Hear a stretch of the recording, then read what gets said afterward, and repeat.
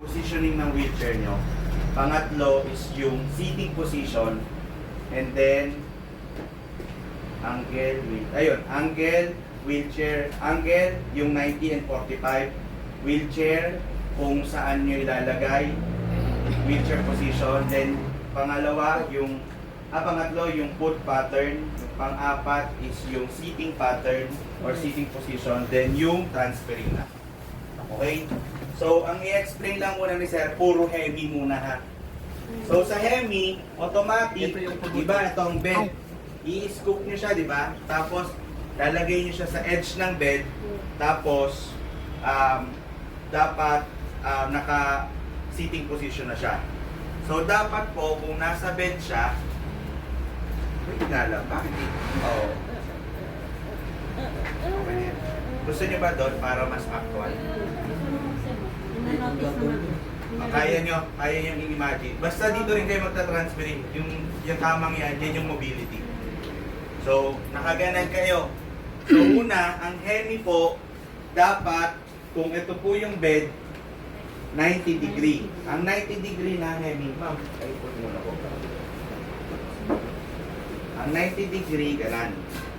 Isasagad nyo lang si bed sa pinaka-edge ng wheelchair. Yan ang 90 degree. Okay?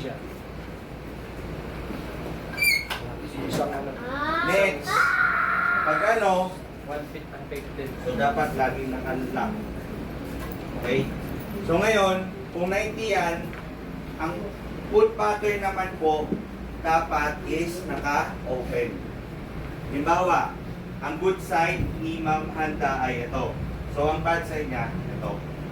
So dapat ang wheelchair position is always on the good side. Okay? Then dapat makita namin mga assessor na naka-open yung foot pattern nyo. Okay? And then, yung support po, ito yung tinatawag na po, isa rin kasama sa foot pattern. Ganan. Knee to knee. Tapos yung iba kasi, dito kayo. Mali. So dapat dito sa labas. Ganan. Ito, enable to. So kaya niya yung lagyan ng pwersa. Ito wala. Okay? So yan ang foot pattern. Ito ang degree, ito ang positioning ng wheelchair. So tatlo na yan. Yung pang-apat is yung seating position.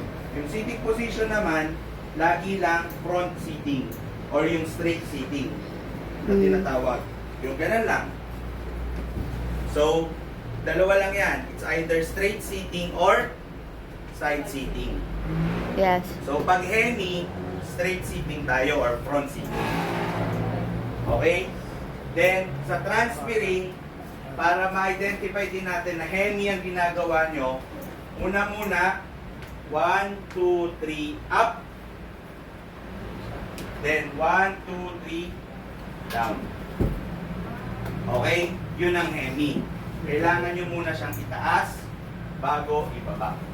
Kasi remember, ang hemi, may pwersa ang isa, yung wala, enable. Unable. Okay? So, 1, 2, 3, up. 1, 2, 3, up. Okay? Kung ita-transfer naman natin siya sa commode, ganun lang din. Checklist natin.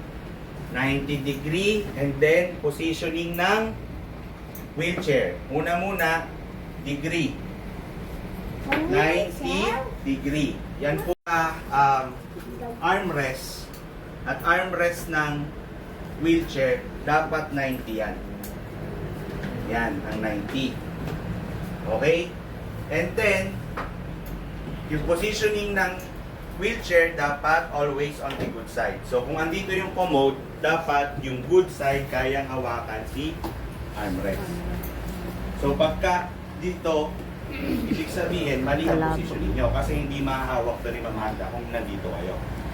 So, dapat yung good side is always on the nearest sa commode. Okay? So, ganun din. Yung foot pattern, diba? Degree, wheelchair position, then foot pattern. So, ito, unable, not able to move. So, dapat tayo yung adjust tayo ang hawak. Ito, pwede natin utusan si Ma'am Handa. Ma'am Handa, pag-utupan. Ganun. Okay? So, gano'n lang din. Squeeze natin siya.